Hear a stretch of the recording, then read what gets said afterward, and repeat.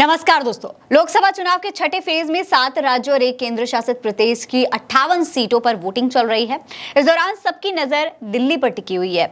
दिल्ली में 7 सीटों के लिए वोटिंग होनी है। वोटिंग सुबह 7 बजे से शुरू हो गई थी और शाम 6 बजे तक के लिए चलेगी।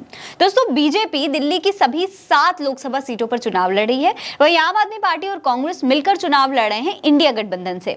ऐसे में इनके बीच में जो मुकाबला है वो काफी ज्यादा दिलचस्प होने वाला है। अब कौन सी सीट से कौन प्रत्याशी है वो भी आपको देख लेना चाहिए। दोस्तों, दिल्ली की ये जो चांदनी चौक सीट है, यहाँ से बीजेपी के प्रवीण खंडेलवाल और कांग्रेस के जेपी अग्रवाल मैदान में है।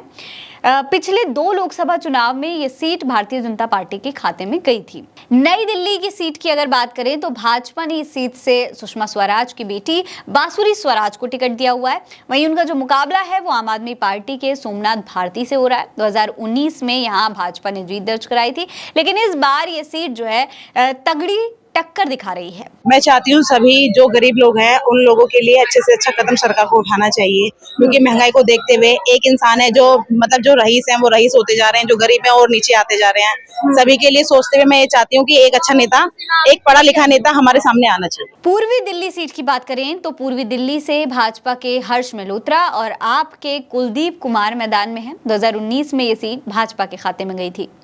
उत्तर पूर्वी दिल्ली की अगर बात करी जाए तो इस सीट से मनोज तिवारी भाजपा से मैदान में उतरे हैं और उनका मुकाबला कांग्रेस प्रत्याशी कन्हैया कुमार के साथ में हो रहा है।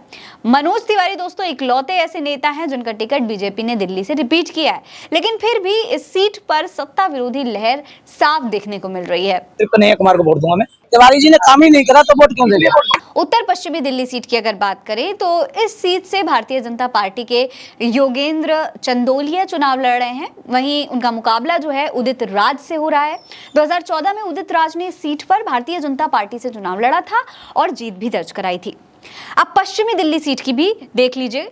यहाँ पर दिल्ली की इस सीट पर कमलजीत सहरावत भारतीय जनता पार्टी से और महाबल मिश्रा आम आदमी पार्टी से उम्मीदवार हैं। 2014 और 2019 में ये सीट बीजेपी के पास रही है।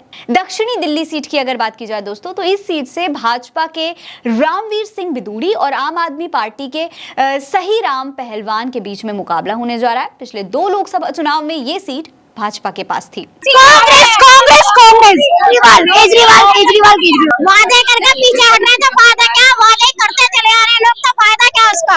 अगर दोस्तों दिल्ली से सभी प्रत्याशियों की बात करें तो कुल 162 उम्मीदवारों में से चांदनी चौक से 25, नॉर्थ ईस्ट दिल्ली की सीट से 28, ईस्ट दिल्ली सीट से 20, नई दिल्ली सीट से 17, नॉर्थ ईस्ट दिल्ली सीट से 26, वेस्ट दिल्ली सीट से 24 और साउथ दिल्ली सीट से 22 उम्मीदवार मैदान में। सबसे ज्यादा 28 उम्मीदवार नॉर्थ ईस्ट दिल्ली सीट से हैं।